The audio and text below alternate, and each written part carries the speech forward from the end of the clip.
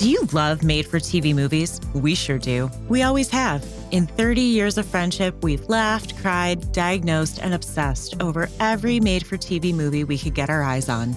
Did you know that most made-for-TV movies are about amazing people who have risked their lives to change the world? We'll be taking you through the last 60 years of some of the most powerful stories. We'll see what's changed and what's exactly the same. We also love a nice synthesizer and a sweet satin blouse. And we think you will too. I'm Steph. I'm Liz. And this is No One Would Tell, Except Us podcast. Welcome to another episode of No One Would Tell Except Us. I'm Steph. I'm Liz.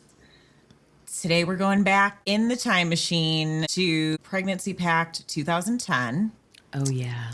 Oh, yeah. And I did see this when it came out. And Liz, you did too, right? I sure did. I was at home with my baby watching it. That's right. You were pretty much in the pregnancy pact, but you weren't in a pact and you weren't a teenager. So other than that, you were with them. That's true. Yeah, this is an interesting one. And I think we should start with a snazzy synopsis. Okay. So this takes place in June of 2008 is when it was reported. So actually they made this film like pretty fast, like after this happened, which is surprising, but they pulled it off. In Gloucester, Massachusetts, it's like a group of girls and they are, I think 14, 15. They're very young. Yes. And they are actively trying to get pregnant. Not even like, darn, my life is over. It's like they are like, let's all do it at the same time and get pregnant. So like we have babies and then our babies will grow up together and be like best friends. And honestly, from their like conversations, it didn't even sound like they wanted much interaction with their boyfriends. They were fine with them helping and they were fine with them not helping. They just wanted to be mothers and mothers together. And a school nurse who was barely in the picture. I thought she'd have a way bigger role, but she kind of bounced. But she was just like to the school board, like, hello, I'm giving out like hundreds of pregnancy tests each year. And there's way more positives. And we don't have any space left in the daycare that the school, helps out with students who have babies. We need to be handing out contraceptives. And then it seemed I don't know if that area is like very conservative, but there was a family group that was like, no, we don't want, birth control at the school. And the nurse was just like, yeah, but they're going to have sex anyways. We need to have this anyways. The school board's like, no, it's a family matter. And the kids are just like, great. And they keep getting pregnant. And we follow the story mainly Sarah and her mom, because her mom is kind of like the head of this family values program that is against having contraceptives and things like that at school. And so she does get pregnant and her boyfriend actually is surprisingly supportive, but he finds out that she made this pact and lied to him basically that it wasn't just like an accident, a random occurrence. She kind of had pre-planned it in a way. And so he's like, I don't want anything to do with you. And the other boyfriends seemingly are like, I don't want anything to do with the baby. I want to go to college and kind of dropkick all these girls. And meanwhile, I guess one of the main premises is Thora Birch. She plays a character who had grown up in this area. And she had also, you find out, became pregnant during high school. And she had told her boyfriend, who is now a teacher at the school, that she had had an abortion and she moved away. But in reality, she had carried the baby to full term and had placed it up for adoption. And she decided she has this kind of like teen, like not even teen, but like news story vlog that's popular. And she decides to go into this town and figure out what is going on. Why are all these girls getting pregnant at the same time? And then other larger news stories like Time magazine picks it up and they really start to investigate. And now the girls' lives are kind of being torn apart. And you also get like Sarah's family that's coming to the realization that maybe not talking about sex at all outside of the confines of marriage, maybe that's not the best approach, for, teaching women about sex. And that's pretty much the premise of the movie. I mean, Sarah has the baby and she keeps it, and I haven't heard of any pacts since. Have you? I have not. And I feel like we would have. I have not. Thank you. So yes, this movie is Interesting too, because you have to think back to 2010, when this opens, the font is 100% like 16 and pregnant teen mom Comic Sans. I was like, what? Yes. I love Comic Sans. Yeah, that's definitely that. Yeah. And, we've got some real news footage when this Oh, opened. yeah. Kevin Yeah. Anderson. Like He then does. and now. Does Like he not hasn't age. aged in 20 years. He hasn't. Well, he has the best of everything, including skincare. So, That's true. But I was just like, dang, not a wrinkle? Like, come on, man. yeah, we're calling you out, Anderson Cooper. You look fantastic. You look great. You look great. So, yes, it's 2008. We're in Massachusetts. And these high school students are making out Oh my everywhere. Everywhere. They have nothing but time to bang. It's just like, I mean, They're all over the school. They're in like short khaki shorts. They are making out. yeah, big time. So, Nurse Daly, who is played by Cameron Manheim, who I had only really seen in The Practice. I didn't interrupt, but she also was on Ghost Whisperer, which I watch all the time. So she's like 80% of my job is giving out pregnancy tests. One day she's sitting there and she's like, wait a minute, what do I Hold on. actually do? And it's like, I give out pregnancy tests. So, Yeah. And, how did the school have so much money? Pregnancy tests are not cheap. Are they getting them from the Dollar Tree? I don't understand because a 3-pack is like $15. that's an interesting point because they obviously had some kind of funding and they could have been funding birth control, but they're funding pregnancy tests, which is the theme of the movie, basically. Right. And they have this like kind of really nice, heavily staffed daycare. And there's girls in the school with like multiple strollers. Now, I don't even think I remember seeing a pregnant girl at our high school when we went. I'm sure they were there. You might have heard of like maybe one or two, if that. But like there was just girls pushing strollers in the hallway. I was like, what is happening? Did you ever see someone pushing a stroller? I don't think so. I do remember one girl who I think it's like she was pregnant, but then she went to whatever program there was. Right. And then I think she came back one time with her baby. And then that's all I ever remember seeing. So that is not the case here. These girls are all over. They're like draping themselves all over the, outdoor furniture at the school, pregnant. They are just hanging out. And they're excited about taking these pregnancy tests. Really excited. Like crying. Like I would have been terrified. It was so jarring. It was just weird. It was very strange. So the nurse is like, it's really weird that this girl's so disappointed that she's not pregnant. That's not the reaction I would expect. So these girls, I don't know, especially Sarah, especially the girls in the supposed pact. I was just watching this and personally, I don't find these teenage girls attractive. I feel like they are like little girls. I feel like Sarah would play American Girl Felicity if there was like a Felicity movie. I was like, I'm not understanding. These aren't girls that are walking around like they look like they're like 25, which is common in a lot of high school movies. True. It's not like that. These girls look like little girls. So I'm like, ew. Yeah.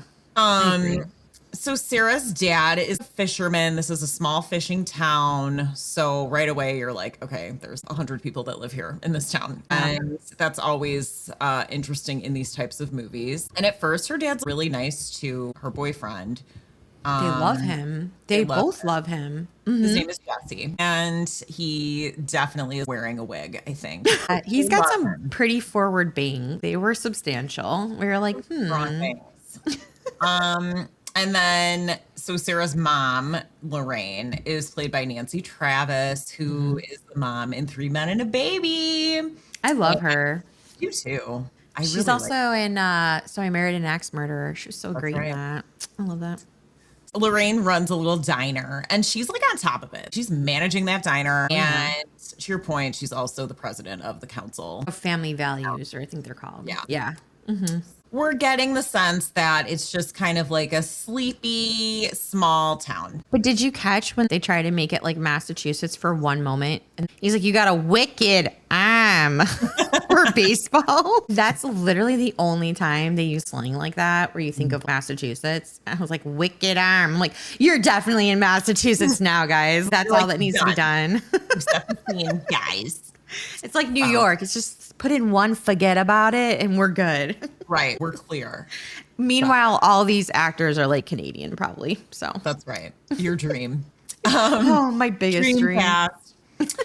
So then we have Thora Birch. Obviously, she's been in a plethora of movies, but to this day, my favorite movie she's ever been in is Monkey Trouble. That's like my favorite Thora Birch movie ever. Oh my gosh. I love her in Now and Then, of course, because that was like the movie of our life. And then I loved Ghost World. I like Ghost World too, but I do like Monkey Trouble is the best. I can't help it. I think something about like Harvey Keitel being like an evil gypsy. I just love that film. You know, I am now remembering you talking about Monkey Trouble when we were younger. You're like, I Really? love this movie. Yeah. Wow. All right. You should have your kids watch it. I will. It's up there for me, clearly. Oh, she's also in American Beauty, which is one of my favorite films ever. Yeah. That is a good film. That is good, but I mean, it doesn't beat Monkey Trouble. Anyway, so it's a really interesting distinction because it's like we're in this sleepy fishing town. Now we're in this cityscape and she's reporting her teen up. And it's like this office is modern with lime green furniture. It's like a very, it's like this is cool. This is cutting edge. She's on the cusp. So she's like, would you rather be like a teenage pregnant person like Jamie Lynn Spears? Oh my gosh. Rather be Hillary Clinton? And it's like, neither. Like, I don't want to be either. Honestly, like don't want to be either. The Jamie Lynn Spears shaming was just reminded me how obscene it was that that's a whole different topic. They should really make a made-for-TV movie about her life because I can't believe that we were so like mean to a child who was having a baby.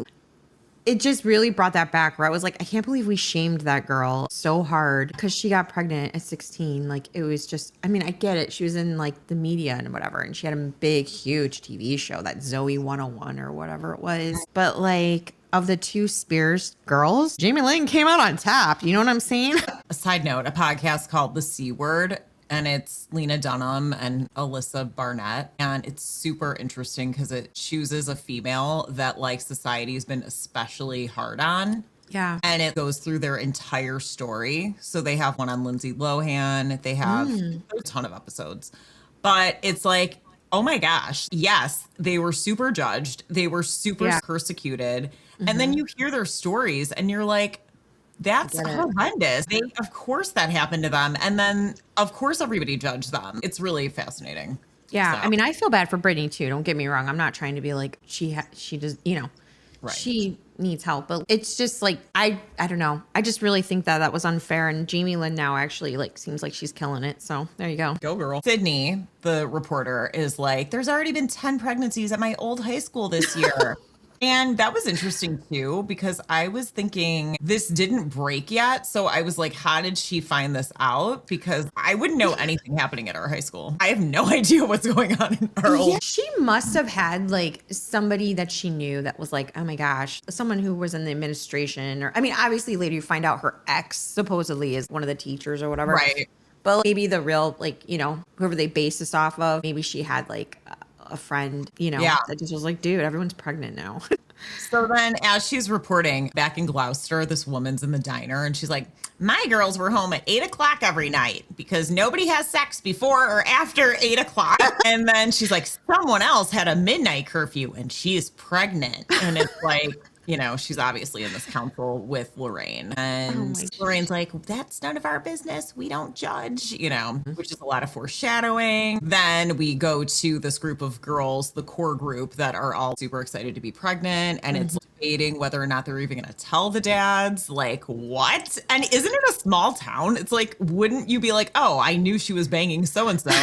That's probably the dad. I mean, unless like these girls are just serial bangers, you know what I mean? Yeah. Oh, no. Because I would think at that age, well, really any age, I mean, there's only a small pool, of men. Right. There's boys, really. Yeah. Right. So I don't know. This whole thing made no sense to me, but what do I know? I mean, again, a lot of the boys in this high school are wearing wigs. I don't know why, but a lot of them are. And there's another girl who does find out she's pregnant and she comes home to an empty house. Her mom is working and there's a note that's like, eat something, like I'm working. So you're like, okay, these girls all have different home lives. So then another girl goes home and she's already visibly pregnant. And I don't know if it's her mom or her grandma, but like the mom and grandma, whoever it is, are sitting on the couch with the brother and they're chain smoking. And, Right. She's heavily pregnant and like chain smoking. This girl. And then she starts smoking. And so then at this point, you're like, are there any brain cells in this town? I don't know. I'm not seeing evidence that anybody has any wherewithal whatsoever. Right. And I like how she's like, it's just one drag. What is this? The scene from Ghost on the train? A drag. I'd kill for one drag. It's like, what teenager talks like that? I need to study myself because you just transported me into Ghost and I need a second. I love that part. Me and John always do that part. We're like, it's just one drag. I'd kill for a drag. We should pause this and go watch that. I sound like a Trump like ghost. I'm like, it's one drag. You do. Wow, girl. I got a lot of like talents and they come out on this podcast. I swear. You do. We're going to make you a reel for sure. So I hope so. Then Sarah's like, when are we going to get married to her boyfriend? It's like, okay, you're 15. So, and that's literally all they talk about too. That's all any of them talk about. Yes. How old was he? Because in one point, I thought he said he was 17. And then later in the movie, he's magically like 16. And I'm just like, which one are you? Because I'm like, first of all, if you're 17 and she's 15, isn't that like Sagittarius? Like, isn't that, or is that 18? I can't remember. Isn't that like I think Sagittarius it's rape? different state by state, but I wouldn't be surprised if like nobody in this town had a birth certificate or knew how old they were. Like that's how this movie is like going. Like I'm like, what? So Yeah. then True. all the grown men in the school office are also wearing wigs or are bald. So Okay, but I can attest to the fact that Thora Burgess, her character, her name is Sydney Bloom. Right. That's Sydney's ex-boyfriend who's a teacher now at the school. I think he's the assistant principal. Assistant principal. Okay. He was on Degrassi. I'm almost 1000% sure. And he actually played a character where he was a substitute teacher who had an inappropriate relationship with a student. And when John saw him, he was like, is this guy like typecast? Can he really be teachers where people bang all the time? What is that about? That's it for him. That's it for him now. That was a poor choice. I don't know. He is typecast. So then again, it's like, this is what they talk about every day now, you know, and the main principal's like, no condoms at this school, you know? And he's like, and plus, if these girls are trying to get pregnant, we don't need birth control. It's not going to matter. And it's like, are you what? Like, yes, it matters. What?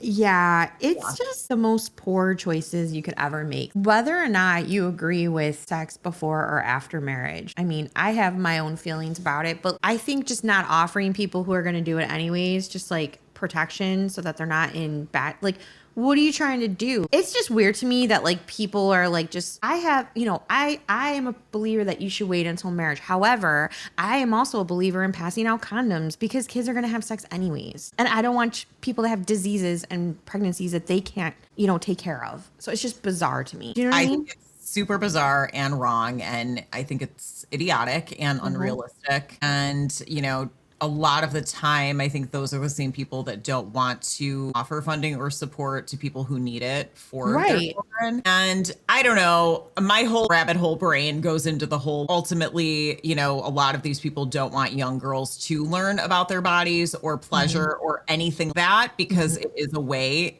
It is a way to keep women small in a lot of cases. I think that it's like ideological and I think it's way bigger than, having a condom or a, birth control pack in a school. I think it's actually pretty insidious and I think it's just unhealthy and I think it's dangerous to not offer, honestly. Well, that's what I mean. Like I can have certain values, but I can still be as a human, I would also still offer people like supports. Do you know what I'm saying? I'm not going to sit there and come to someone's house and be like, you decided to have sex before marriage. You get no condoms.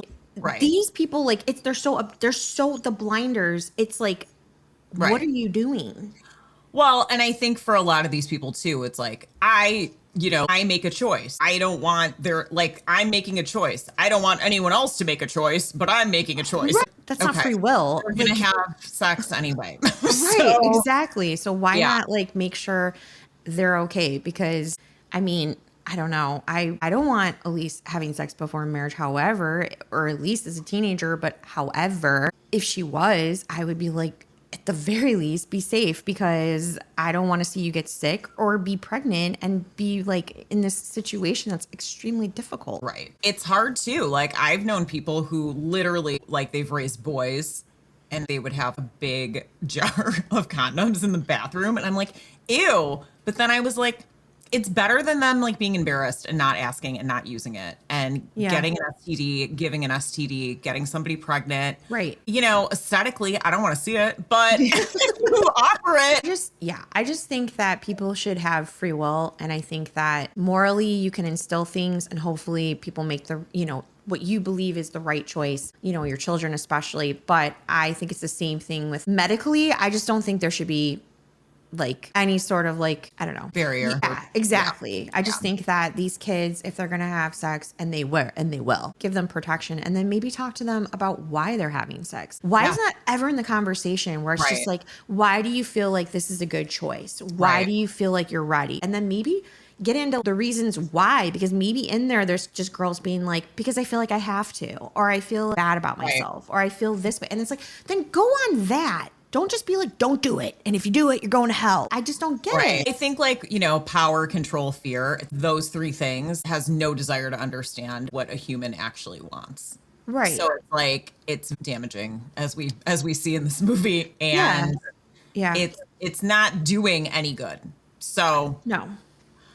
Sarah's mom is like, growing up is not a race. And that's why we have a Fisher-Price kitchen. And they're very stressed about money. Her parents are like really upset about the bills because her dad isn't able to work steadily at that time. Right. And Sarah's like, bye, I'm going to bang, and they're like, okay, don't bang, but sure, go because we're stressed. And, it's trying to show us that she doesn't really want to be at home because there's stress at home. Yeah. And I mean, let's face it, as a teenager, it's fun to be with your boyfriend. You know what I mean? I mean, it's fun. So, I mean, yeah, I get it. Like at that age, if your home life is already stressful and you can go somewhere else where you feel good, it's like, see ya. I mean, that's just what it is. Right. But again, that's where maybe you could pick it up and be like, okay, are you having sex because something's going on at home where you're not feeling love? Like, do you know what I mean? It opens the conversation. Right.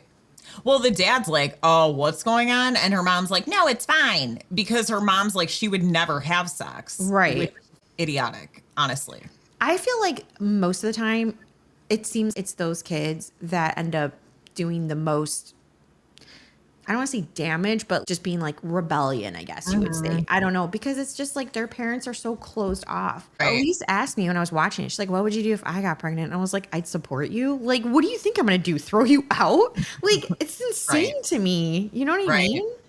Well, yeah, it is. And they're probably having sex in some way because they don't feel seen. And it's like you're not seeing them if you don't ask them questions. And if you just try to enforce what you think they should do. Or just not even give them reasons why it's a good idea to wait or why this is, you know what I mean? It's just like, just don't do it. And it's like, okay, well, that's like telling someone don't eat bad food. Well, why? It tastes good. It's like delicious. Yeah. So Sarah's voice, I mean, she literally sounds like a baby. This whole time I was like, she's 8 years old. I'm having issues with this. She's very immature sounding. She's so immature. Yeah. And her boyfriend's like, maybe we'll get married like after college. And she's like, I don't want to go to college. And he's like, oh my, I mean, I'm sorry for him to be like, look, let's have a future. And she's like, no, let's just bang. I was like, she's really far gone. Yeah, she just thinks that if they have like a little family unit, like life is just going to be dandy and they don't need anything better. I'm not saying they had to move away. They could have maybe had a good life, but just to not even be prepared. Everybody knows now for the most part, you need education to get a job. You also just like the experience of education, like just having that, even just completing high school. Right. Maybe you don't go to college. Maybe you go to a trade school. Maybe you know a job you want to do where you don't need it. That's fine. But the point is that you at least get your high school diploma. Right. I mean, come on. Well, I would think that it would be important to figure out as much of yourself as you could before you're indebted to taking care of other people. Yeah. These girls they needed those baby alive dolls like for a weekend. Why did they have that like in the program where the babies are crying at 2 a.m., 3 a.m., 4 a.m.? I feel like that is actually super effective. They should just have people have to work at a daycare for a week as a program. I agree. Because they would be like, no. It's so hard. It's a beautiful thing to be a parent, but like, man, oh man, I can't imagine being a parent at 15. I thought I was a teenager having a baby at 26, and I was 26. You did. You were, I remember you said you were, obviously a little bit like freaking out. Yeah. You told your mom, and your mom was like, you're 26. But I mean, no. Honestly, for me personally, and I've told you this, it is by far the hardest thing ever. And it doesn't mean it's not wonderful, but like, I don't care how old you are. It is a shock to the system. Oh my gosh, you never get over it. It doesn't matter. It's not just baby stage.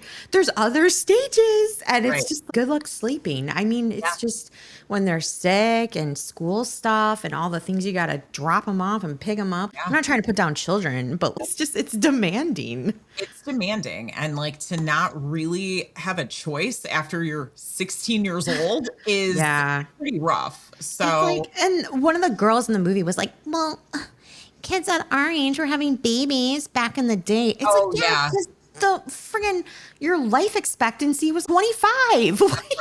That's right. And you couldn't go to ITT Tech, and you couldn't go to college. Like, so stop it. I mean, honestly. My God. So basically, then Sydney's coming into town. She's like driving while holding a camcorder out the window, which is hilarious and awesome. It was, and she's also recording by the water. I'm like, her audio is trashed. Like, there's no way that that's salvageable. She dated Brady, who's the assistant principal, and he watches her vlog, which I also think is hilarious. I mean, I don't know if I dated somebody in high school. Yeah, I'd be like, oh, I have a full-time job and I'm married with kids and I'm going to watch their vlog.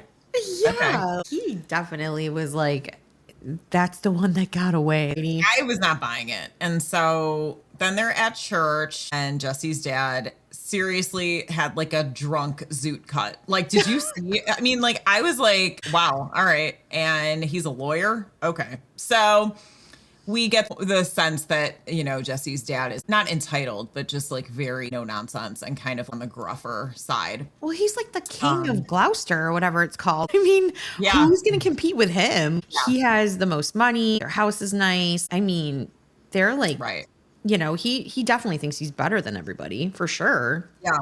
They're living large. So. And then again, I don't understand why these people don't think that birth control won't help teens not get pregnant. I don't understand that. It's science. It's beyond what you think they should be doing. If you give it to them, they might not get as pregnant. Those are like, yeah. And then these are the kids that go out and they're just do the pull-out method. And it's like, Right. Right.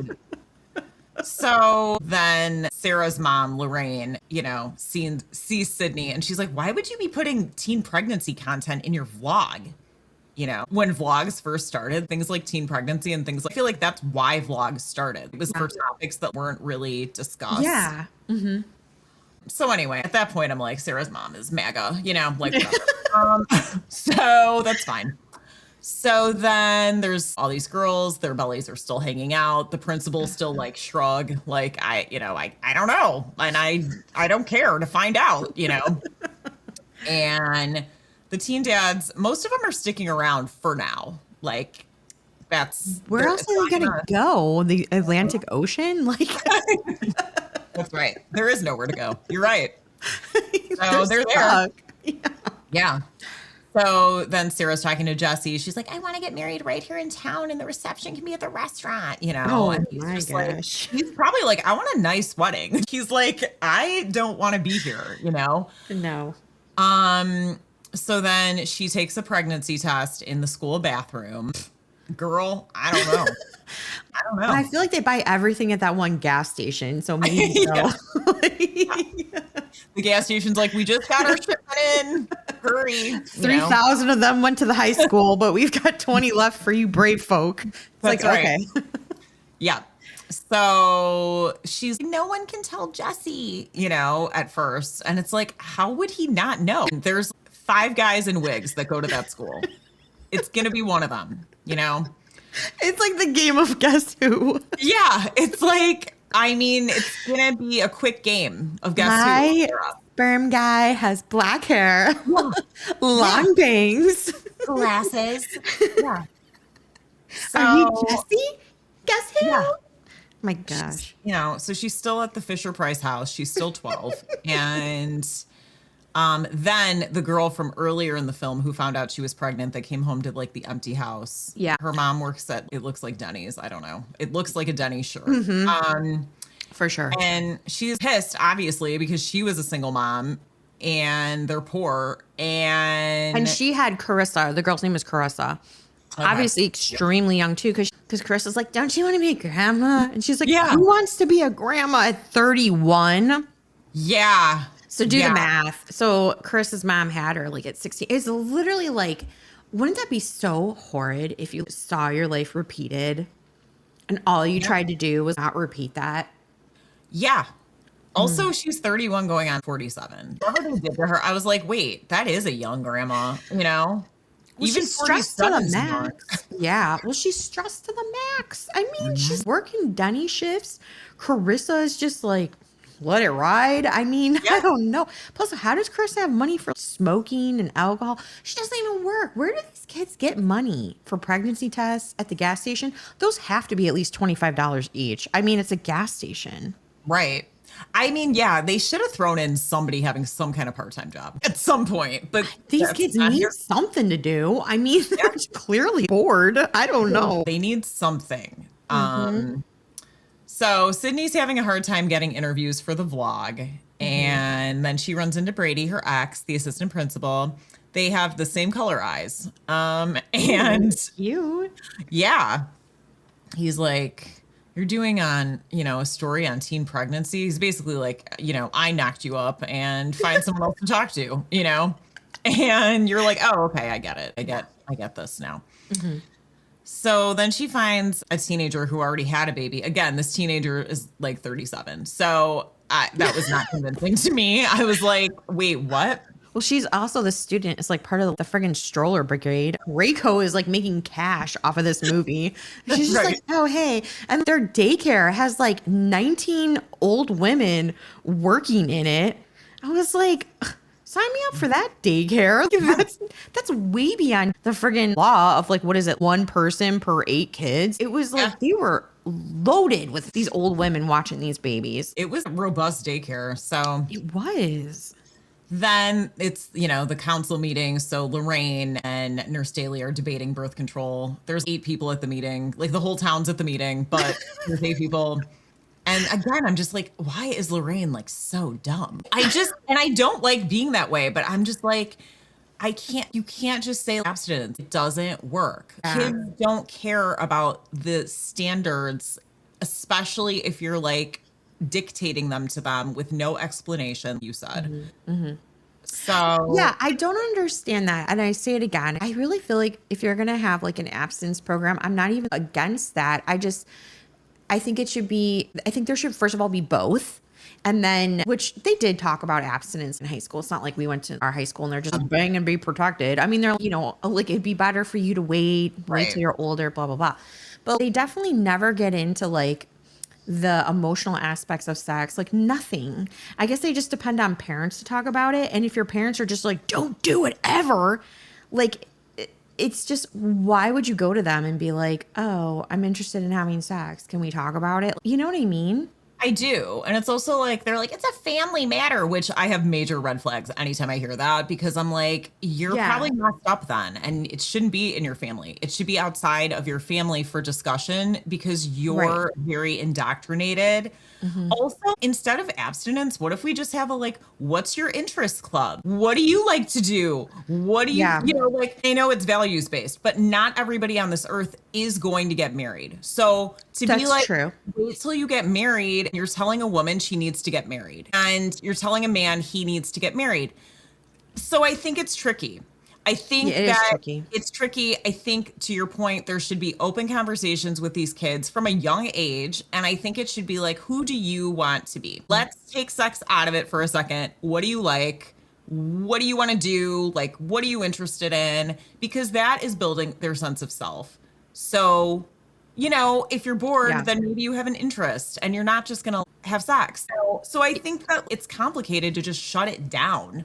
Yeah, and have these kids actually watch a real baby, not even a fake baby they can just ignore. Put them in a daycare setting with little toddlers. I really think that that would be so effective. I really do, because I I think agree. so many people would be like, I'm not doing it. Or if I am, I'm going to be really protected because this is too taxing. I'm just a Yeah. kid, you know? Yeah, I'll open up my house. Come on over. You can babysit all weekend, you know, see how you feel Monday morning. So anyway, so then Brady's like talking to the nurse and she's like, I'm quitting. And he's like, I'm wearing a corduroy jacket and you're not going anywhere. And she's like, no, I can't take this anymore. You know, I'm a woman of medicine and all I'm doing is giving out pregnancy tests to teenagers. She says 150 pregnancy tests and there's 18 pregnancies. I mean, how many students are even at that high school? Yeah. 500, maybe? Yeah. And Brady That's starts crazy. thinking, he's like, I wanted to like be in a boy band, but then I was almost a teen dad, but like, I wasn't. And now I'm still not in a boy band. I really want to start that wig company. Nobody let me. That's right. So Sarah's like, I wanted to be romantic when I tell Jesse. And it's like, it turns out that, you know, maybe not all guys are excited to be teen dads because he was basically like, what? You know? And at this point, I'm like, maybe this is one of those towns that's just going to fall into the ocean. It's just going to be like a relic someday, you know? It's like Cloudy with a Chance of Meatballs. It's just Yeah. like, boom, they're taken Not out. going well here. So Oh my gosh. then Sarah basically is bussing tables and she has, you know, morning sickness and she pukes in the ocean while people are eating on the patio. It's like, oh, wow. Okay. I know. I like how like it's that moment. Maybe it was mother's intuition, but like her mom comes out to obviously check on her and she's like, are you sick? And she's like, no, I'm fine. Wipes her mouth. I'm like, fine. I'd be like, yeah, girl, I'm sick. I don't care. Like, Yeah. I I'm hate very- puking. I puke every like 13 years. If I'm puking, like I'm too. going home. Yeah. Yeah. And Yeah. I'm just like, wait a second. Are you pregnant? How did she know that that Well, was a moment? I think she's like, everyone's having sex, but you. Wait a minute. Are you pregnant? And, you know, I think that, because she was like, no, it was just the onions. Like, Oh yeah, I smelled the onions. Oh, yeah, true. That's, I mean, the smell like making you puke. Yeah, that I guess she was being smart. She's like 18 pregnancies, smell of onions. And Sarah just looks at her mom. She's like, "Are you pregnant?" And Sarah's just like, "Don't be mad." And then you know, obviously, like as a mom, it's like, "Don't be mad." Yeah. So Sarah's, you know, Sarah's a bad crier, I've noticed as well. Her dad's real mad. I mean, yeah. Did we expect anything else? Of course. No. And then Jesse's dad is mad just for existing basically already. It's like, I wish this curse would be brought off my family so I could leave the island. Like, Yeah. He's like, what have I done to deserve this purgatory? So then Sarah's dad's basically like, you're an idiot to the mom. He's like, I told you. Like, what? I told you. And now this happened. Then we see the parking lot of strollers in the school. So again, shout out Graco.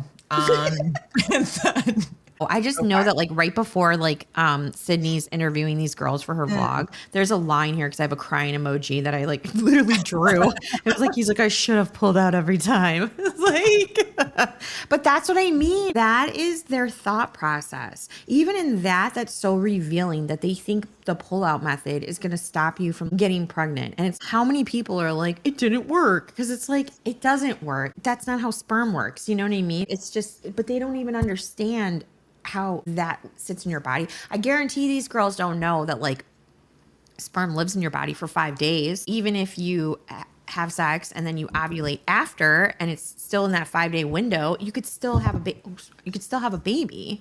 So it's just like it just sounds like No. Yeah. They don't know anything about how things work. Like no. At all.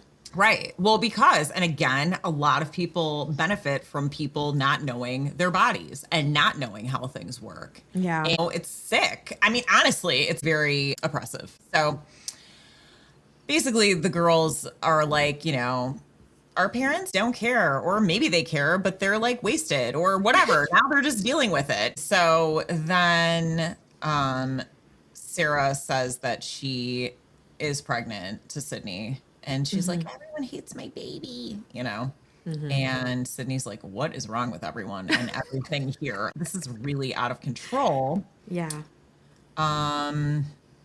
So then Sarah's talking to her mom. She's like, why are you mean when everyone else is nice to all the pregnant girls? And Sarah's mom is like, this is not, basically you disappointed me and this is not how I raised you, which drives me insane when I hear.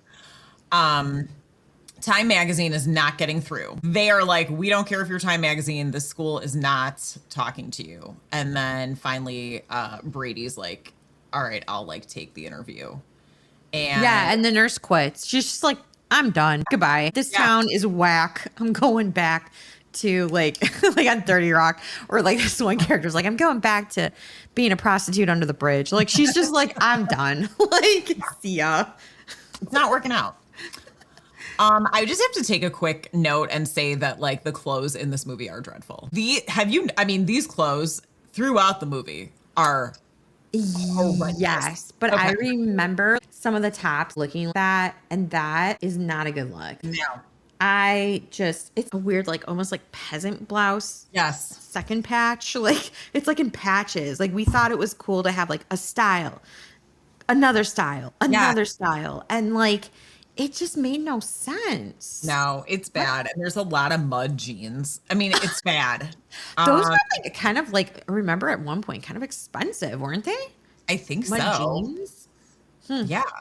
So, So then the principal of the school's like, we shouldn't be talking to these girls and giving them attention. We should act like they're not pregnant and don't exist, basically. And it's like, then surprise, surprise, turns out the school daycare might be full. There might not be any more spots. How could they not? I mean, they need to make like an actual building for these babies.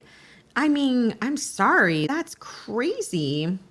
I mean, it kind of sums up a lot of the problem because these people are like, there's 18 spots that are full already, and now there's 18 more pregnant people. It'll work itself out. Just like not really thinking about the future or thinking ahead. I know in one of the meetings later on, they said it was like $13,000 a year for one child to be in this like school funded daycare. So like do the math, school district. I mean, are you going to choose between daycare and electricity? Because that's where we're at.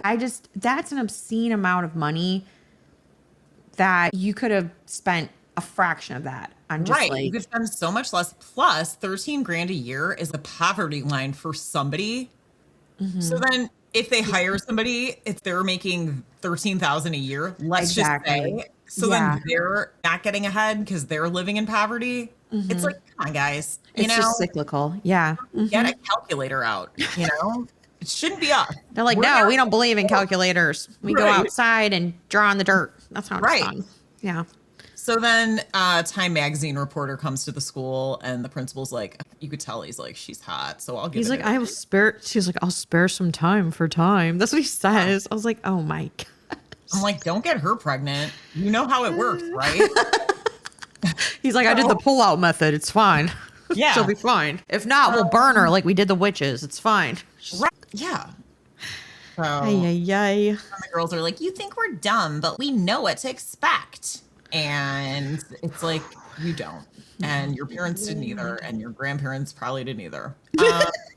So as Sydney's interviewing them, this girl comes up and like needs condoms because I guess she wants to bang like right then because it's like 2:00 in the afternoon. Outside of a gas station where there's woods behind them. Yikes. Yeah. UTI City. Ew. UTI City. She makes the girl ask for them. She's like, I'll buy Right. them for you if you ask for them. And she's just like, I don't know. And she's like, do you want to be uncomfortable for a few minutes or for 9 months? And the girl's Right. like, okay, that makes sense. Yeah. It's like you're about to have sex with somebody. Isn't that more uncomfortable than asking for a condom? I'm so I know. confused. And I like how like the like gas station guy is basically just like, yeah, these girls are skanky. I don't care. Like whatever, same old, same old. So Sydney tells the girl, I think you might be too young to have sex. And the girl's like, I mean, I don't care, but I don't want to be pregnant. So it's like, okay, at least there's that. At least Yeah. this girl does not want to try to get pregnant. We're True. making some progress. So Sarah, you know, misses Jesse and he's having a rough time because he's just like, I don't want a baby. You're nuts. I don't want to stay here. Please, Sarah, get an education, you know? And she's like, I'm going to seduce you somehow in her mind, you know? I know. So weird. So then we're back at the council meeting and they're like, last year we raised $6,000 at the rummage sale. Now we need 13 grand. It's what kind of rummage sale is That's this? what I was going to say. What kind of crap did you pull out of the friggin' holes in that town to sell at a rummage sale? I'm like, they're probably selling babies. I mean, that's a lot of money. So Yeah. The Yeah, reporters. $6,000 from a rummage sale? Yeah, That's a lot. that's a lot of money. There's not that many people in this town. I didn't even think about that. What, are they selling cocaine? Like, what is Right. happening? Or is the sale 2 years long? I don't know. Maybe they just sold friggin' pregnancy tests. And I was like, I need one. I don't know. And strollers. So then Sydney's like, Sarah's lucky to have you help with the baby, Lorraine, which is like, dang. Secrets out. Secrets out. Yeah. So Tisk, Lorraine's tisk. like, oh, you know, I thought no one was going to know. So the family's still broke, you know. Yeah. And then, you know, the mom and dad are talking and I'm like, are they about to reconcile and bang and get pregnant too? Oh my gosh. Then they could grow up together, grandchild and daughter. Yeah. Or no, yeah. Yeah. Cute. So then Sarah's dad's like, we are not asking Jesse for money. And it's like, why not? Like, what are you Right. talking about? You don't have Hello? any money. Yeah, and he's the dad. Like, aren't Yeah. you supposed to like legally like at least involve them, or like you could take him to court and be like, we need child support, right? Yeah. So then Brady goes to see Sydney and, you know, he's basically, it was really hard for me. Like, I hate that you made that choice to abort the baby when we were teenagers and you made decisions without me. Sydney's like, well, I mean, if we had gotten married, we could have been divorced by now. And he's like, or we could have been deliriously happy. Session. This friggin' assistant principal is like living like it's, I don't know what, 10 years ago. How is he assistant principal already? That was quick. I mean, It's not geez. going well at the school. I mean, I don't think it's that hard. Do you? Could you imagine though, if you were the wife and he was like, we could be, like, if your husband was like, we could have been deliriously happy with any other woman but you, I'd be like, okay. If I heard a man say deliriously happy, I'd be like, is he okay? That's just me. But yeah, Yeah, true. deliriously happy. The Times got to the pregnancy pact story first. Damn, you know? Yeah. So the press is eating this town. They are eating up this town, chewing it up, spitting it out, and save these girls, you know? She's got to save them from themselves. Yeah. And then it's like your favorite part because she asked them about what. My gosh. Yeah. So Sydney's like, gets the girls together because she's like, we gotta like, you know, fight back. And she's like, do you even know what the word pact? They're calling it a pregnancy pact. And the girls are like, pact? What's a pact? She's like, you don't know what the word pact means? Way more problems than pregnancy at this school. Yes. You don't know what vocabulary is. Like, she's just like, it's a promise to each other. How did they fail these girls so bad? Right. Right. How? And the girls are like, you can't tell anyone except Time Magazine. Time Magazine already knows. I don't know. It was just so many things. Yeah, these girls just really need education. Right. Truly. I Right. mean, they need to go back to Hooked on Phonics. This is bad news. They Bad, do. bad news. They do. So then the diners bump in because probably all the news coverage, and it is all over the news. This pact is all over the place. You remember it in the news when it was 2008? I don't think I heard about this till the movie. I agree. I guess I wasn't paying attention to world news because I don't remember this being like a thing at all until Lifetime picked it up. And then I was like, what now? Right. And that was it. But this was national news. So then Sydney's talking to Sarah behind the diner, and she's like, tell me about the pact. She has a horrible necklace on. Oh, those chunky necklaces. My gosh, that was the thing. Then Lorraine comes out and catches her saying, tell me about the pact. And she's like, you caused damage. And maybe all of this was like meant to be. And Sarah's like, this is so bad. What if this happened? We did this on purpose. And Sydney's like, I don't know if I should report this or not. This is like really out of control at this point. And then Jesse had rolled up in his car and he overhears like, how many times is Sydney going to ruin Sarah's life? Yeah. She's like, girl, I wasn't even making you part of this kid's life. Come on. She ruins it with Lorraine and puts a cat out of the bag that her daughter's pregnant. Then she reveals Sarah's packed secret to Jesse. And Jesse just like overhears all of this. And he's like, Yeah. What?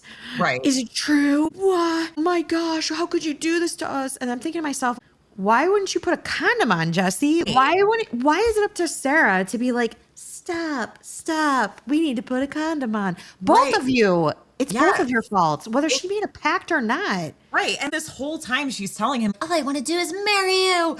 I'm never leaving. And he's like, it's really like, oh, she's being responsible and taking birth control. I just don't understand why in this town, particularly, it's the girls' responsibility to protect themselves. It's just because the girls are the one that have to bear the brunt of consequences because we carry the babies. Right. The men can just walk away. So it's just not only do we have to put our bodies through this, but then we have to be the ones to always think of it in the moment. It's like, as a guy, that's the least you could do in that situation. Right.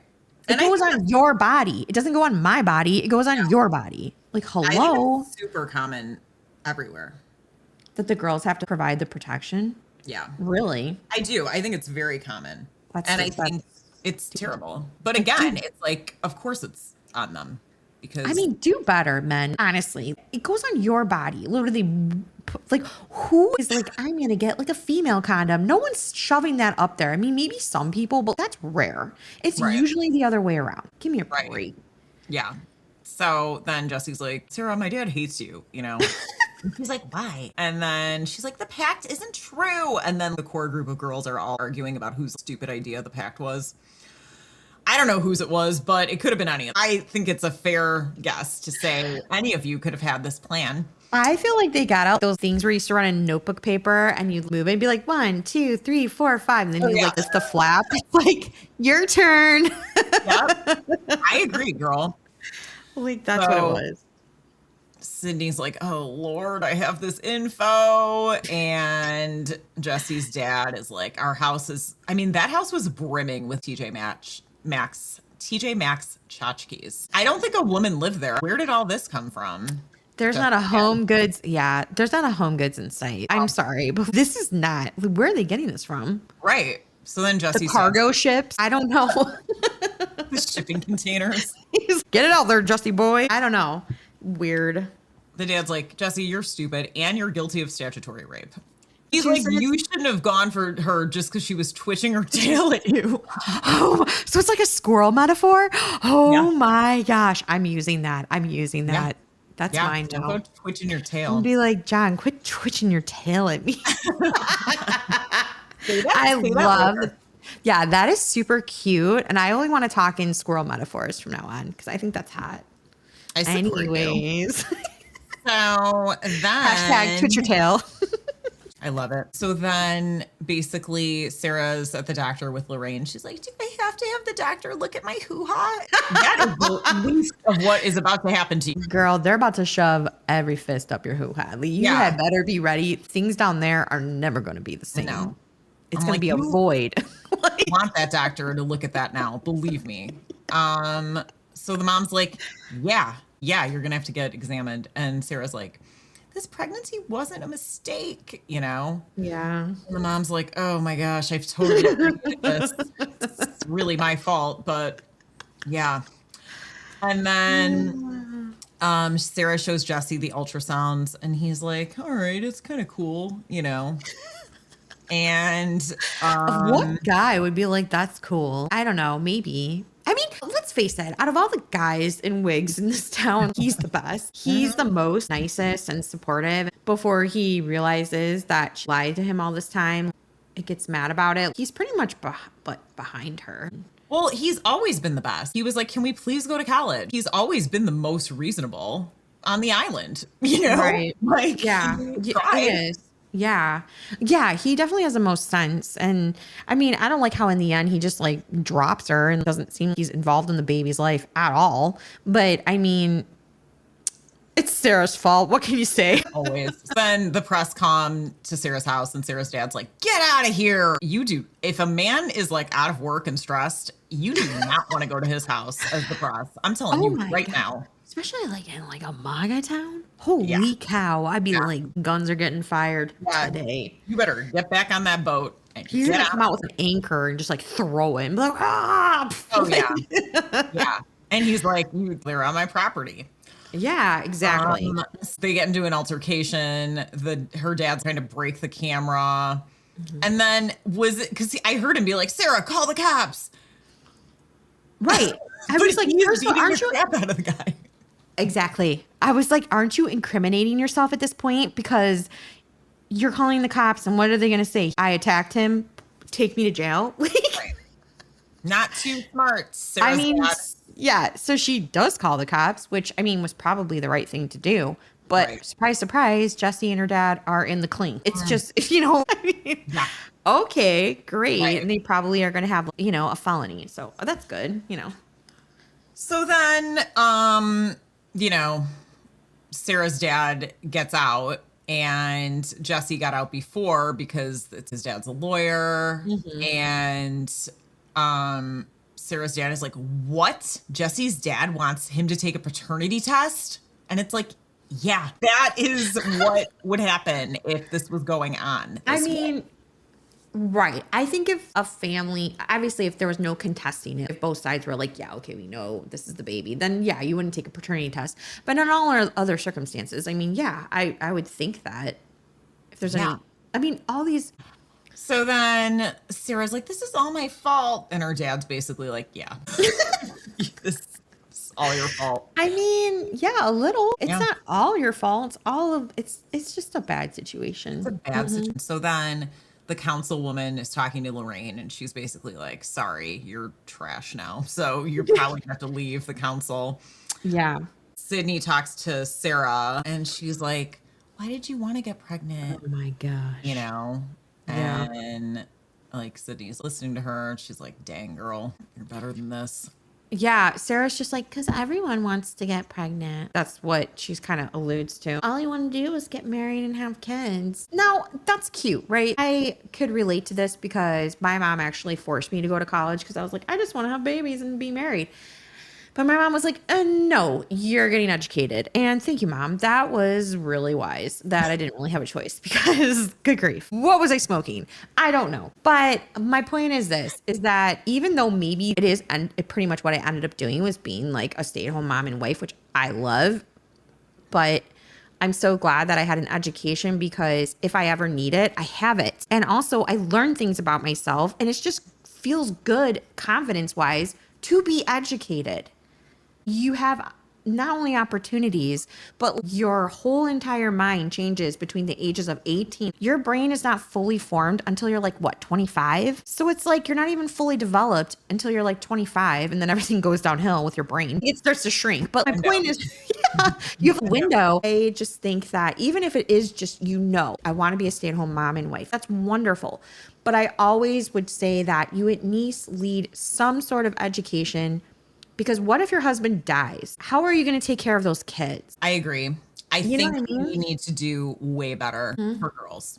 I think especially now in this climate, if I hear a young girl say that, I'm going to push and question her to death, because you can do that, to your point. And I think that it's like a really nice thing to do. But I think you need to make certain that you want to do that and that you haven't been told your entire life or shown your entire life that that's actually what you want to do.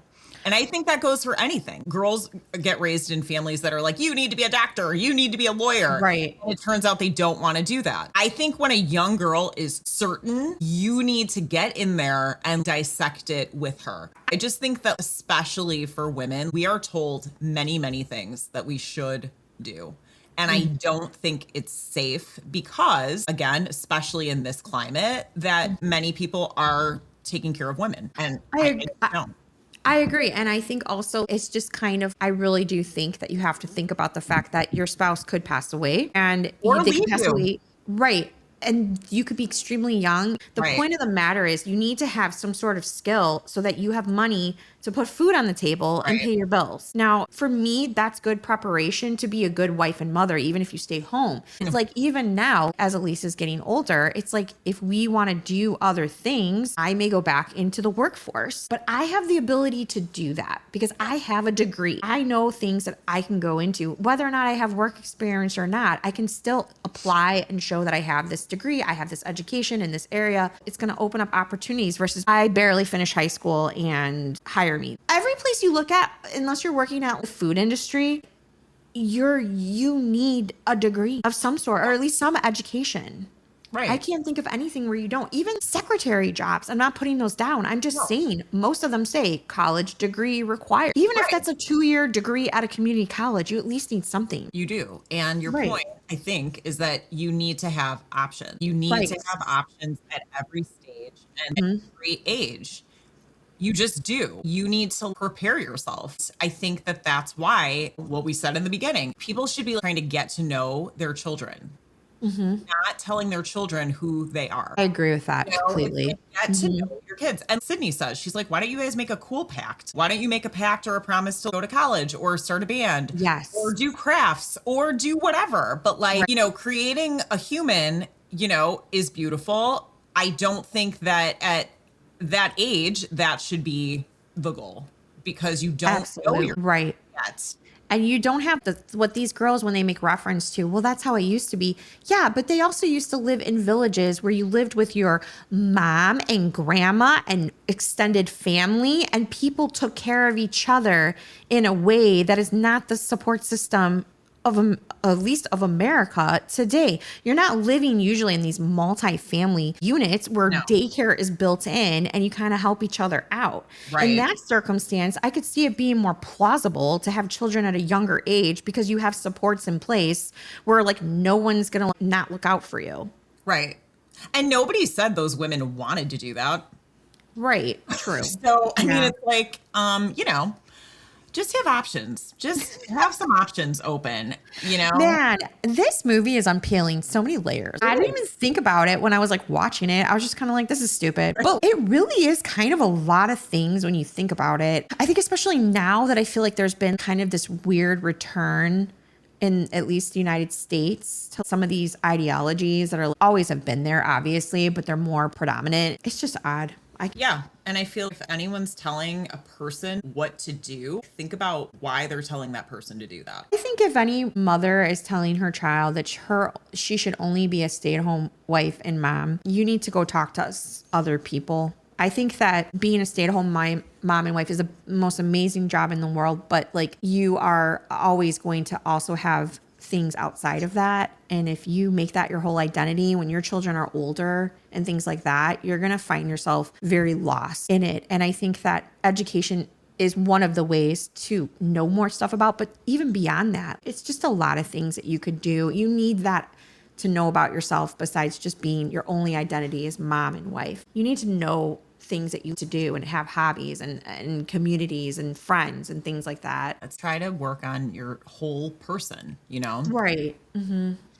Anyways. So then Rose had her baby and it's like, Oh, that's one of the girls in the Pact. Yeah. yes. Yeah. And it's messed up basically. And She tore Okay, and did she have her baby in the hospital hallway? Did they not give this girl a room? She's like at the entrance of the hospital, and the dad's just like leaning against a check-in desk, and the girl's just like, it hurts, it hurts. And it's like, yeah, girl, it does hurt. Because I Yeah. guess she like tore and needed like 37 stitches. The baby's on the, so it's a significant tear. The baby's on the incubator. And like Sarah's just like, what do you mean she tore? Again, they have no education as to what happens when a baby comes out of your body and how dangerous it is. Even on 15 and Pregnant, which I watched, one of my all-time favorite made-for-TV movies, yeah. the middle sister was like, my friend read at her doctor's office that 20% of women die during childbirth. And I'm like, even this movie is raising more awareness. Having children is dangerous. Yeah. I'm not trying to like say don't have kids. I'm just saying like these girls, and at their age, it's even more dangerous. Yeah. There can be more medical complications at their age because they're not like their bodies are not ready for it. Rose's baby's in an incubator, and that was real footage. It did not fit in at all. But that was like a real baby in an incubator. What baby is on display in an incubator with tubes running all through it? You're in the NICU in a controlled environment. They can't just have blaring lights over their face. What real footage was this from? What hospital was doing that? Right. I was wondering too if that was like news footage of something. Like, I don't know, but I mean, Yeah. you could. I mean, it was through glass, thank goodness. But like, I was like, that is jarring. That does Why not. did they have? Why would they have those big overhead lights over the baby? From what I understand, the baby, when you're in that sort of medical Pretty situation, dim. you're in like a quiet, low light environment. Do you know what I mean? Yeah. So then the principal's like, I guess it is good to talk about this with her. Like maybe we'll have a health class. Yeah. Oh my gosh. She's like, I'm going to make a statement to show that I'm not a dumbass, even though I've really done damage. Then the news is back on in the diner. This diner kitchen has the news on all day. They are busy and they're watching the news all day. It's like Fox News, just like 24/7. That is like the birthplace of that going on. Yeah. So then he's like, I'm not giving names for these girls. And, some of the people are like, the principal shouldn't be at fault for this. I think kind of all the adults in the town should take the fault for this. I think all the adults in the town should go through this health class as well with their children. I don't think they understand much of much. It's just like they're ostriches. They with their heads really in the made sand. this town look really bad. I really hope this is just a fabrication and that this is not like, how this town really is, because that's dire. Jesse's just like, you lied. I'm done, It's confirmed on the news that there's a pact. You said there wasn't, but there is. So I can't have a baby with you. I can't be with you, Sarah. It's over. We're never getting married. We're never doing anything. You're out of my life. And Sarah's just like, I'm going to kill someone. She's just like, I need Jesse. This is ruining my plans. I'm 15 and pregnant. I'm going to, So then there is like a big party and she comes down and so they go to this party during the day, mind you. These kids are clearly getting wasted on a dock. Talk about drowning. Yeah. But somehow they don't drown. They're on a dock. Who's supplying all this alcohol at 2 p.m. is beyond me. But they're on a dock having a huge party with 15-year-olds. Carissa gets there, right? First. Yeah, her mom drops her off at the party knowing Carissa is pregnant. I gotta get to work. Her at home. At the very least, make that girl have to sneak out. Don't just drop her off and be, well, here you go. I mean, I don't know. Maybe she's scared that she'll like walk out in front of traffic. I don't know. But she's dropping her off at the friggin' drunk party with her pregnant daughter. I would be like, you're coming with mommy to Denny's and you're going to sit in the booth with mommy and you're going to color pictures and drink milk. You are not allowed out of my sight because you make bad choices. Right. That would be me. Me too. I mean, yeah, that would be for Like, sure. it'd just be like, you're just come with me because I don't trust you and I don't know what you're doing and I don't want this baby to have fetal alcohol syndrome. You got to come with mommy. But no, she's just like, I'm going to go. So she sees Carissa's boyfriend or lover on the dock talking with Jesse as well. And she's just like, is that him? And Carissa's like, yeah. Like, maybe. Right. Yeah. And she's like, don't make it worse, Mom. Don't go talk to him. Right. What would you do? Would you go talk to him? If I was in that situation, I would probably just like try to get a lawyer and try to get child support. I don't think I'd be having the altercations at a kegger with my teenage daughter's baby daddy. I hope I wouldn't. I mean, hard to say, but I hope not. It's hard to tell how these parents are. Sarah's parents were like, we didn't raise you this way. And it's like, they did. They totally raised her that way. The way they raised her is exactly why this happened. So I don't know what I would do, but I mean, I hope not, because it looked like that party looked like a gross cruise. You know how you see those views of cruises and there's a big fight or something? That's what that looked like to me. I was like, this is bad. It is bad. So then Carissa meets up with her friends, right? And she meets up with her friends. Like, look, we're all dumb, but you guys are really dumb if you think nothing bad was going to happen by us doing this. And they're like, Rose cries all the time. Like, her grandma has to make her hold her baby. And it's like, yikes. And then Sarah sees Jesse again, and she's following him around, and he's like, you're a liar, you know? Yeah, like, get away from me. I don't want this. I don't want to have anything to do with you. I was going to raise this baby with you, and I was going to marry you, but like, it's over now. Right. It's over. He almost pushes her, and he's like, I don't want a baby, but especially not with you. Man, yeah. I was like, and so like, Sarah's just like, open that Hennessy, down the hatch it goes. My life is over, which is probably a realistic response. I mean, she's not thinking clearly at this point. She never was. But I'm like, she's so little. I don't know. She's like, it tastes like apple juice. Probably because her mom gave her Hennessy when she was a child. I don't know. But she's just like down the hatch. She's drinking like she's like thirsty for the world. Like she's keep the Captain Morgan's coming. Ice, like get the iced tea, whatever they're called. Get it going. And she's just drinking. And like Jesse is nowhere to be found. He must really not care about the baby, because if I saw someone like, destroying our baby, I'll be like, what are you doing? Right. So then Sydney goes to talk to Lorraine, because Lorraine's like, you have a lot of nerve. You've done a lot of damage here. And Sydney, which she kind of has, but yeah, she took the lid off of things. It's not like Sydney created this, but she definitely needs to zip her lips. Right. She's like, they're going to kill her. I mean, that's pretty bad. So Sydney's like, I mean, just think about why your daughter didn't have dreams, And Lorraine's like, I did the best I could, basically. Yeah. And Sydney's like, I'm not judging, I'm questioning. And that's so important to me too, because I feel like people get so defensive. That's why they're not asking questions. That's why there's no conversation, because they're just so defensive that they think they're right. And it's like, exactly. That is why nobody's talking about anything. That's the answer to America's like polarity, right? Nobody can ask questions anymore or have different opinions. You're either on this side or on that side. Yep. People need to be less defensive. You just need to be allowed to question things, because sometimes by questioning things, you can like learn things and change your mind. It's okay to change your mind sometimes if you're wrong. Yeah, like everybody's wrong sometimes, guys. Right, exactly. And how are you going to learn unless you like ask questions? It's like friggin' Magic School Bus. It's like, ask questions, get smart. Like that should be America's like slogan right now, is Magic School Bus. We all need just being able to talk. I think that's good. I think this entire country needs to have a 2-week, the only thing they can watch is PBS. Except PBS is like, you pulled our funding, so you're going to have to give some money. There is no PBS, but like that, like it should just be PBS programming for 2 weeks only. Yeah, nothing else. No news, no nothing. Just Magic School Bus and maybe Dinosaur Train, because that show is amazing. Yes, Mr. Rogers. Oh, anyways. So Sydney then confesses on her vlog that she and her boyfriend got pregnant when she was 16. They broke up. She didn't have an abortion. She put the baby up for adoption. So, and of course, Mr. Brady or whatever his name is, he's probably watching. What? I have a child out there. And the wife's just like, I love you. And he's like, get out of here. Yeah. He's like, oh my gosh. Oh my gosh.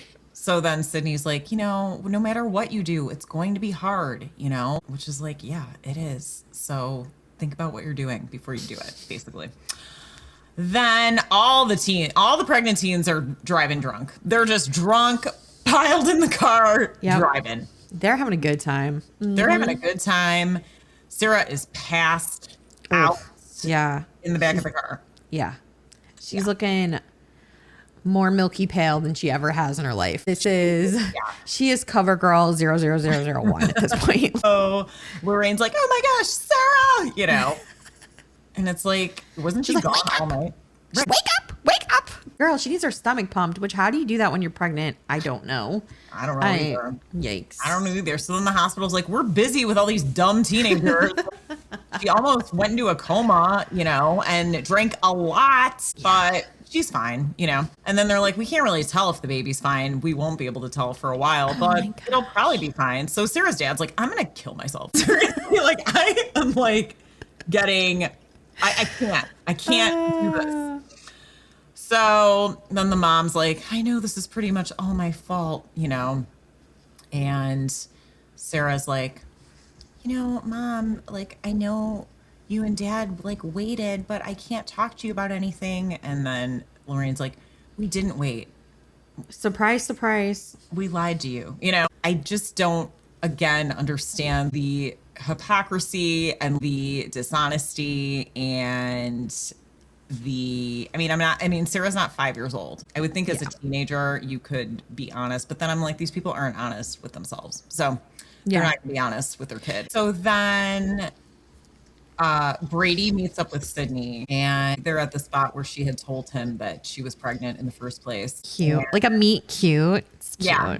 It's so cute. And then he's like, I'm going to find the baby, like maybe screw up his life too, you know? There's plenty of spaces for him as an assistant principal. He could follow my footsteps. Right. And then Sydney's like, I made the right choice, clearly. Yeah. He's like, if I find him, do you want me to give you information? And she's like, no, I really don't, because I don't want to screw up this baby. Thank you. Right. She's like, I have a life with interests and I've done okay for myself. I'm good. So then it's not going too well with the teen moms. Boobs are full, nipples are chapped, there's blood, no one can take a nap. Not good.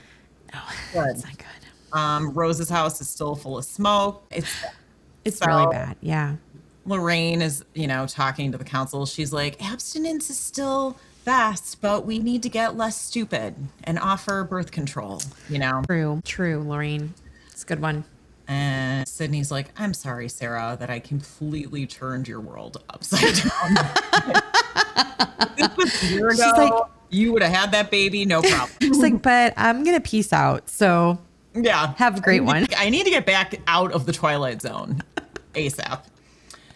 So then Sarah's like, wow, I need to get smart and quick, you know? And the baby's a-coming. Baby's coming. And Sarah's like, I'll see you soon. And Sydney's like, I am never coming back here ever again. So True that. Then, you know, again, the daycare is full. Wouldn't you know it? The daycare is full. And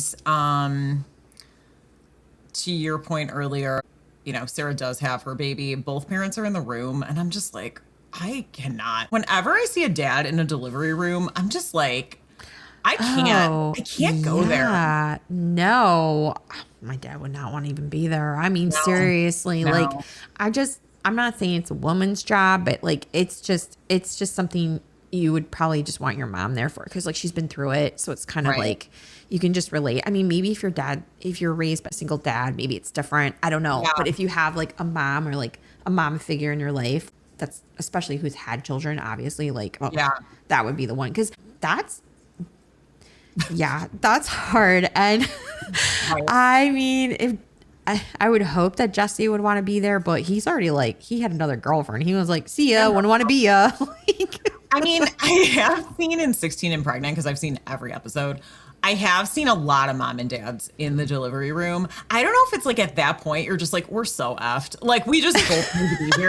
Like, I don't know. But I have seen it a lot with maybe the dad is supporting his wife while the wife supports their daughter. And that's the way. Because I mean, I guess if I was in that situation, I could see me leaning on John to like hold me while I like supported. But then again, in situations like that, like I pretty much take over, and everyone always tells me like I'm really great in an emergency situation. I'm really, really, really calm, and I'll be like, I'll do it. Probably in that situation, I just be like, get out. I've got this, because I don't know. It's just like that mom beast in you that comes out, and it's just like, we're going to get this done. Right. You right. know? Yeah. I don't know if men have that as much. I don't know. Maybe they do. I guess if my husband was like an EMT, I'd be like, all right. You know what I mean? I can't see that happening, but I don't even think I'd be thinking about my needs. I think I'd be so much focused on my daughter and her pain and the safe delivery of my grandchild that I would be, you can hold my hand after. I need to be, but what do I know? I don't know. We don't know, and I hope we don't know. I don't want to make that choice. I'm almost out of the clear. Yeah, you're almost there, girl. You should have like a countdown hanging up. Woohoo! So yes. Yeah, right. She's like, she's told me, she's like, if I have kids, it's gonna be a long time. Well, I told you Cal said she's getting a surrogate. She's like, there's no way. These kids, I swear. Kiddos.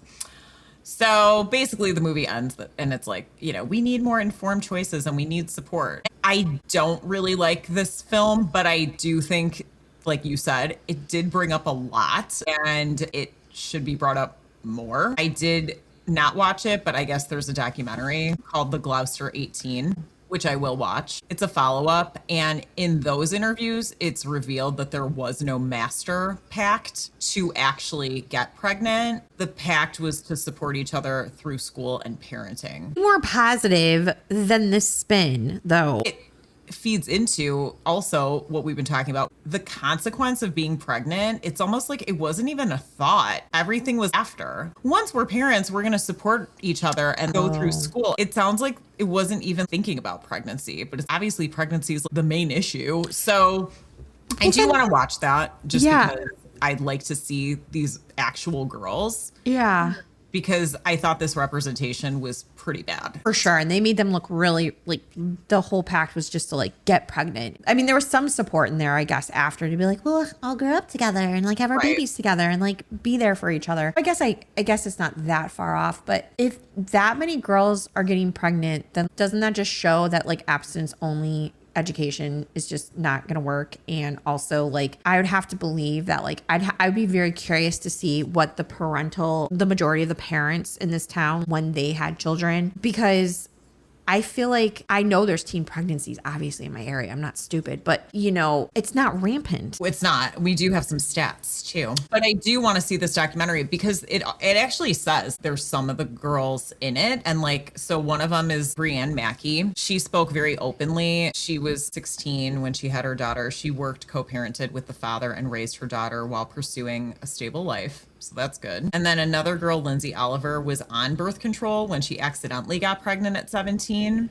Okay. So she was very vocal about debunking the pact myth, emphasizing that none of that was planned. Doing life as a teen mom was like very difficult and like not romanticized at all. Kyla Brown went back to graduate from high school after having her son, pursued cosmetology, and raised her child with strong family support. That's great. So the babies that were born during the 2008 scandal are now like 17 and 18 years old, which is crazy. I wonder how many of them went on to become pregnant, if any. It says that the documentary and the story forced high schools across the country to overhaul their sex ed programs and student health clinics to provide actual access to birth control. I guess that's the area you went to, because I felt like at our high school, that was pretty readily available. I remember going to health class and the health teacher being like, if you ever need a condom, you don't even have to ask me. Like, this is where they are. It just wasn't like something that like was this like thing. It wasn't like she was like, go have sex. Obviously, she would tell us, I think it's better that you wait because you're too young for consequences. But if you're going to, you need to be protected and you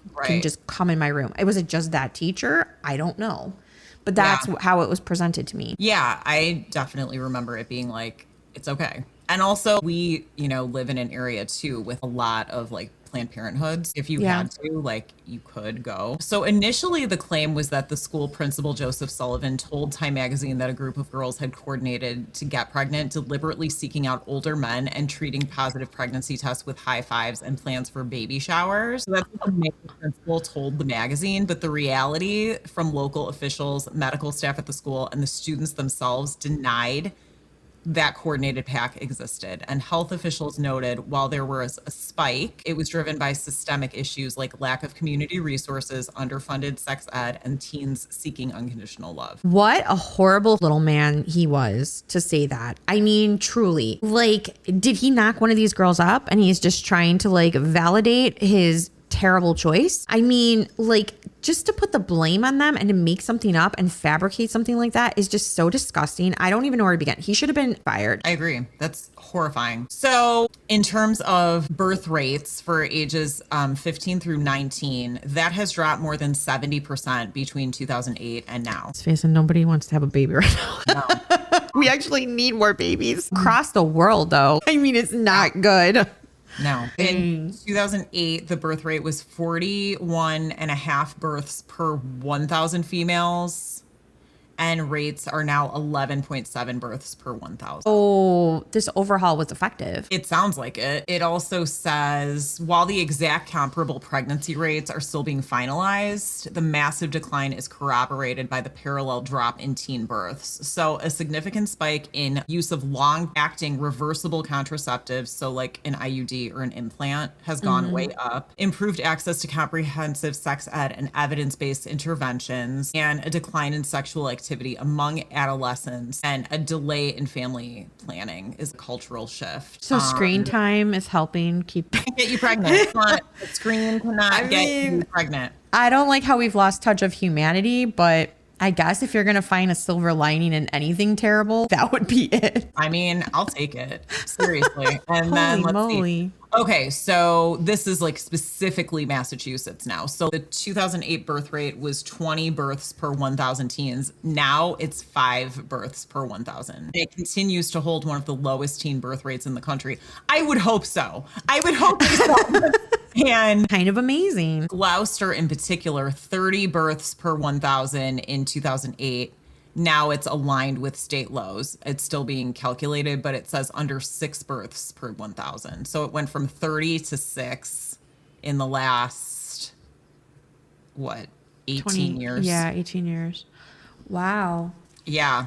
That's interesting. I think there's a lot of facets that contribute to that. I don't think it's just like better access to health classes. I do think it has to do with also like COVID, screen time, people's inability to like socialize. Yeah. Yeah. We did have COVID too. Yeah. So that people weren't around people, you know, Yeah. I mean, there was COVID babies, but those are pretty much like, you know, married or living in couples that was happening. Yeah. So, I mean, plus like, I don't know. That's crazy to me that people are like, this is a good time to have a baby. I was like, I don't want to go outside.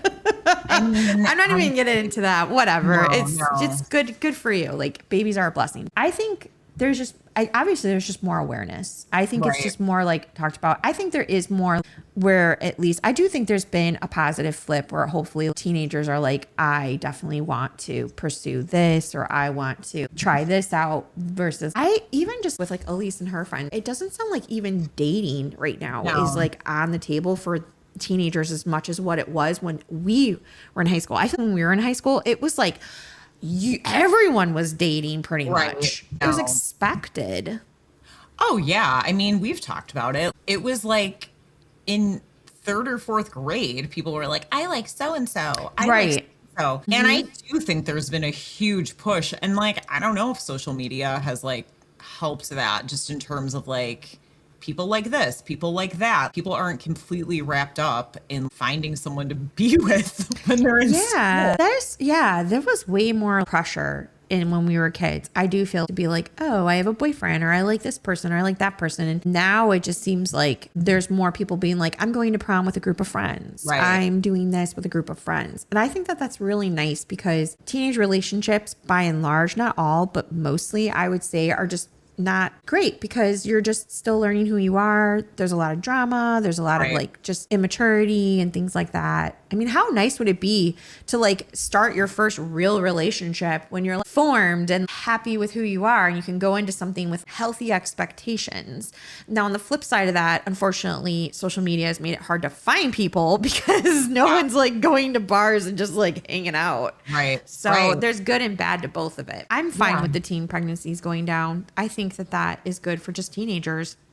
I would argue that like this was a phenomenon, which is why it was so like internationally spread. But like, I do think in general, teenagers have always been like, if they're pregnant, I think there's probably a small population now, especially because they see like, you know, teen moms getting rich on the TV show. Right. I think there's like a small percentage that probably are like, yes, that's a good idea. But I think in general, it's always kind of been like, this might not be the best situation to be in. I felt that way when I was married. I mean, I don't want to sound mean, but I was like, no, like you're too young. So like, I can't even imagine being 10 years younger. I would have been like, oh my gosh, I still watch, you know, like even Stevens. How can this be happening? You know, it's just, wow, that would be a lot to take in. And I mean, I really do applaud, you know, the girls that, you know, have the babies and try to make a good life for them. Like that is a huge sacrifice. And I just, you know, John, my husband, is one of those babies. I'm so grateful that, you know, he's here and I get to marry him. The way that he treats women is so spectacular because he was brought up by, she raised him by herself and, you know, instilled that women are strong and all those things. There can be good that comes out of these situations, but by and large, no, it's too much. It needs to be off the table. And I like what we said earlier, like, it's like, yes, you can do it. You can finish school. You can go on. Like, you can, for sure. Absolutely. You know, there was an interview with Emmy Rossum that was like, yeah, you can have it all, but that means you're doing it all. Right. You're doing it all and it's hard. So I feel like instead of being like, where will we end up? Will I end up getting a good job? Will I end up being able to do this? It's like, at what cost will this be to my sense of self? I can still get there, but it might be better to get to know myself first. Yes. I would say by and large, it's much better to wait until you are in a loving relationship and you have an education and you have a job and, you know things. And in my preference, you're married and you're ready for this step and you can celebrate it versus dread it. Because it really is a blessing. And I always love seeing couples or like those videos of when they announce their pregnancy and they're so ecstatic. That is such a beautiful experience. And that's how it really should be. I mean, it's not always, because like for me, it was a huge surprise and I was like, no, but then, eventually I came around. But like, by and large, like, wouldn't it be so great for it to be something that's like celebrated versus something where it's like, my life's over? I mean, it should be celebrated. And that's the thing. It's all different kinds of people, all different kinds of families, all different kinds of plans. There's people that are like, I don't know what I'm going to do. I'm going to like go ahead and save my eggs because I don't know. And then when I'm older and I feel ready, then they're there. There's all ways to do it, but it's a huge sacrifice when you're that young and your brain is still not there. Right. And if you are pregnant when you are a teenager, it doesn't mean your life is over. And if you feel like you're around people that tell you that, then I hope you can find people that support you because you still have life and it can still be a really great life. And my husband is proof of that. He had a wonderful mom and a great childhood. And it wasn't easy, but it changed him as a person, and I get to enjoy the person that he is. That he is so supportive and for women, and I love that about him. And I don't think he would have been that way if he hadn't seen his mom struggle. Totally, yeah. And you could always reach out to us. Whoever needs support, reach out to us. Yeah, of course. Always. I would say, watch this movie, but also watch the documentary. I'm going to because I think the real story is worth hearing. And I do think it was important. I just thought the execution was sketch. Yeah. And that principal, I mean, he sucked in the movie, but boy, did he really suck in real life. Like 10 times worse. Good grief. That's terrible. I hope he was fired. I hope so too. I mean, it is so typical though. It's like you're doing a bad job at your school, so let's blame young girls. Wanted it and they were out there prowling for older men. What the freak does that mean? You're a disgusting little man who thinks very little of women, and I have no time for that. Like, good grief. Like, don't like that man. So, as always, please keep tuning in. Send us your movie recos. Feel free to leave us some comments. We really appreciate all the support. And until next time, have a great day. Have a great day. Bye. Bye.